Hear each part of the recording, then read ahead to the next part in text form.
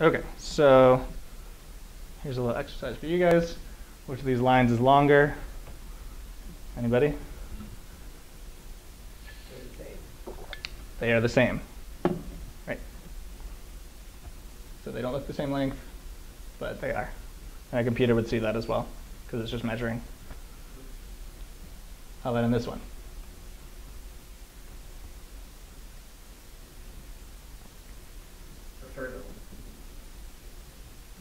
So they're the same length. But we know in real life that they're not supposed to be representing the same length. Right? The computer can't tell that because they represent the same amount in image space. So we have to change our definition of an image so that we can understand how to tell a computer that things are farther or closer away, which humans can do, but computers can't on their own. And so, yeah, essentially structure, so shapes of things and how far away they are, you can't tell from just looking at one picture. And so we need some way to figure out how far away they are, and the solution is to take multiple pictures. And so the way that humans do this is we have two eyes. So if you cover up one eye, you start to lose depth perception. And so basically you want to take multiple views of the same scene that are really close together, so our eyes are reasonably close together, so that we can get an understanding of how far away things are and what they look like. Yeah, so then we change our definition of an image, and now it's essentially a projection of the 3D world onto a 2D space. And depending on how you measure it, different kinds of cameras, lenses, things like that, those all affect the projection. So it helps a lot to know how the data was collected. So focal length, lens, aspect ratio, things like that all come into play. And typically we don't necessarily know those, so we may have to estimate them as parameters. So we go to this thing called stereo vision.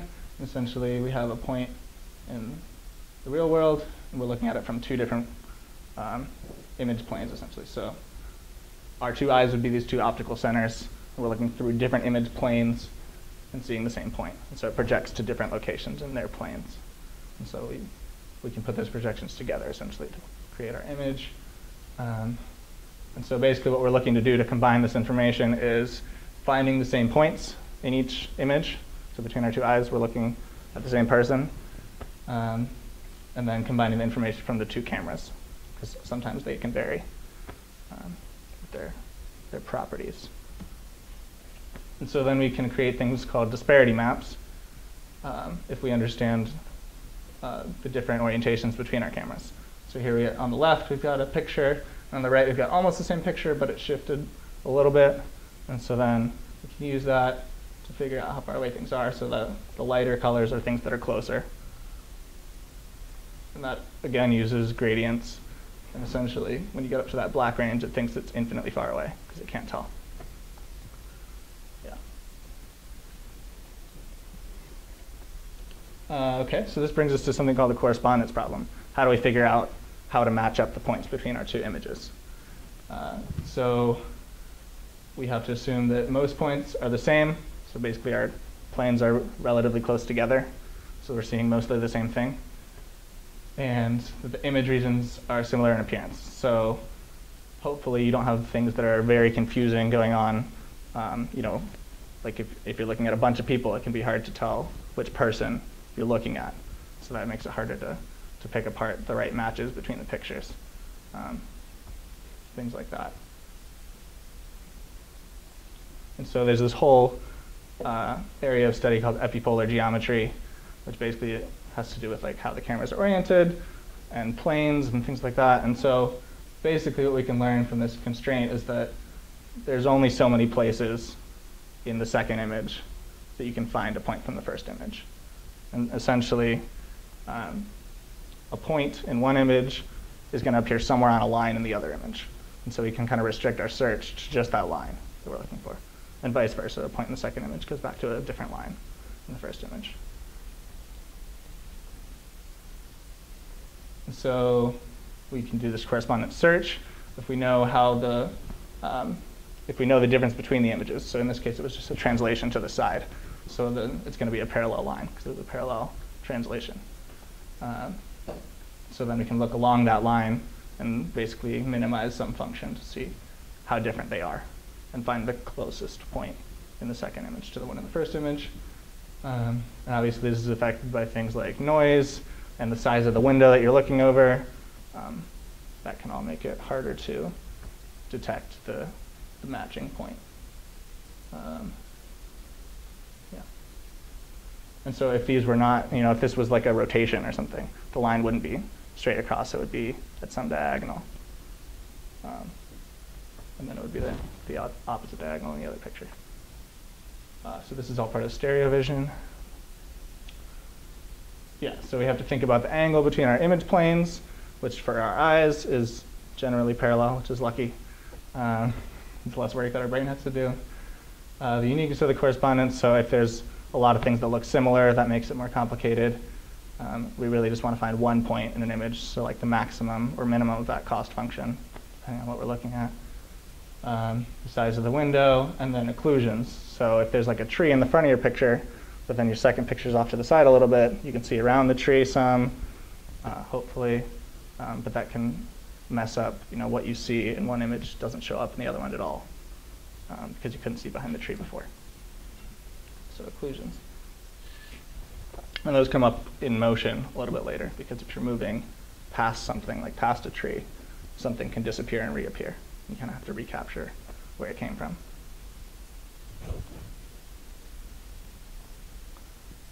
Okay, so then we have to think about the structure of our cameras and the different properties they have. So we want to know if I am looking across like a 10-foot range in one image, what does that look like in image pixels, right? Because they're very different units. And it can even depend on the computer that you're using to have different resolution and different pixel sizes. So we have to kind of standardize it in some way. And so we use these extrinsic parameters like translation and rotation, because those we can think about in the real world. And then we figure out what they look like in the image world. And then intrinsic are image parameters, so things like focal length, aspect ratio, and skew of the actual cameras. And so basically we can combine both of these into matrix multiplications of their different parameters. And so you can go straight from one point in the world and see what that point would look like in the image, its pixel coordinates. And so that brings us to different types of transformations. So we talked about translation. In that sense, you're just moving to the side or up and down. Euclidean, you can also rotate. Similarity, you can also scale it up and down. Affine, you can also skew it. And then projective is like a general form because it may be different skews in each direction. So overall, these plane transformations are called homographies. And depending on the one that you're looking at, you need a different number of points to be able to figure out what happened. So for translation, you just need 1 point because you can figure out where it went, and then your whole object went to that place, that corresponding place. But for a projective transformation, you need 4 points because there's 8 degrees of freedom, and then for each point you have an x and a y coordinate, so you have 8 equations. You'd like to have more than that many points because it makes mistakes, but if you don't have that many, you can't solve it at all. And usually what it does to solve it is least squares using an SVD breakdown. I'm not going to go over that. But most of the software has that already incorporated. You just have to know what kind of transformation you're looking at.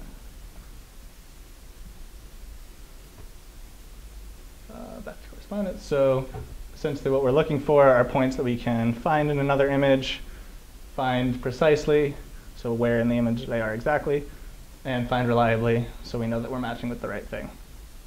And these are terms that they use in the videos a lot in some of the literature.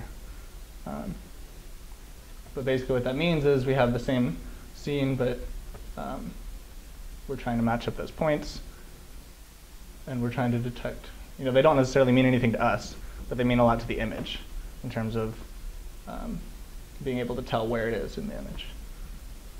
And so then we're trying to find the matching pairs. And so good features are basically made up of repeatable ones. You can find it in several images. So usually you have more than 2 images, and you're trying to combine those all so that you can minimize the errors in your transformation equations. Saliency, so you can kind of have a description around that, that window size that I was talking about. Compactness, so we're looking for features, but if we have 100 by 100 image, there's going to be 10,000 pixels. We don't want 10,000 features. We want a much smaller scale, so maybe like 200 or 300 features at the most. And that's also a factor of scale. You don't want to have more features, and then if you scale the image differently, you wouldn't be able to find that many features. And then locality, so each feature is not like something that a human would recognize. So it's not like a whole chair. It's just part of a chair, things like that. So again, these features are not necessarily human recognizable objects. They're parts of the image that are useful and easy to find for a computer. And so the way that we look for them are finding corners in the image. And so in general, most pixels are these flat regions where we can't tell anything about the gradient. It's nothing extreme. But then we talked about these edges that have a very extreme gradient in one direction. But if you were to go up and down in this case, you couldn't tell where in the image you were because it all looks the same. It's all the same gradient, or relatively the same gradient value. And so these corners basically have significant change in both directions. So it's easy to recognize where they are across different images. And so the dominating algorithm was found in 1988 by Harris and Stevens. I'm not going to go too much into it. It uses Taylor expansions, second moment matrices. The point is you get this matrix M that has to do with the gradient in both directions. And we can use this response function. So it's related to M. And essentially, in terms of this function, it looks kind of like our derivative test that we did in calculus. Right? You've got the product of those minus the sum of them squared. And you're testing whether that's positive or negative. And so if you have a flat region, you've got a very small value for that response. If you have an edge, it's going to be negative because one of your gradients is very large and the other one's not so large. So this term will be bigger.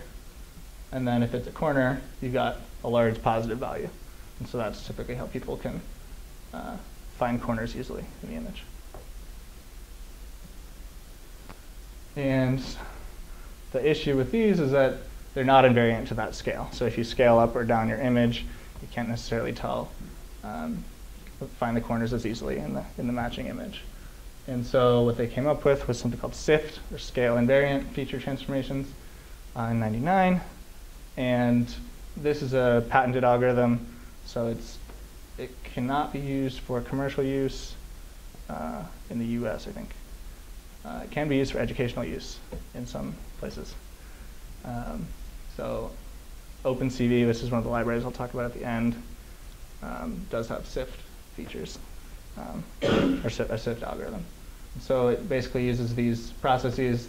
I'm not going to get into too much, but essentially, in addition to looking at an image and comparing them, one-on-one on the same scale, you can also scale them up and down and have search across that space as well. So you can try to find a corner in one image at one scale, and then a corner in the other image at a smaller scale or a bigger scale. So it's just more places to search for that match. And then they look at the orientation of those gradients to match them up. And so this is kind of what that looks like. You've got a tiny toy truck, and you're trying to find it in a scene. But previous to the SIFT algorithm, you couldn't do that because it was at a different scale in the first image. And so now they're looking for these different corners of the image and matching them up so that they can find the scale, translation, and rotation effects. And so we can do it again. Basically, we're trying to find this box of cookies in a bunch of other boxes. And so we get this transformation. They switch the images, but yeah, they get this transformation between them. So again, you're measuring the scale, orientation, and translation. And so you can see down here, this one may not necessarily match up, right? It's going to the wrong box. So this can make a lot of errors, depending on how complex your images are and which features are changing the most.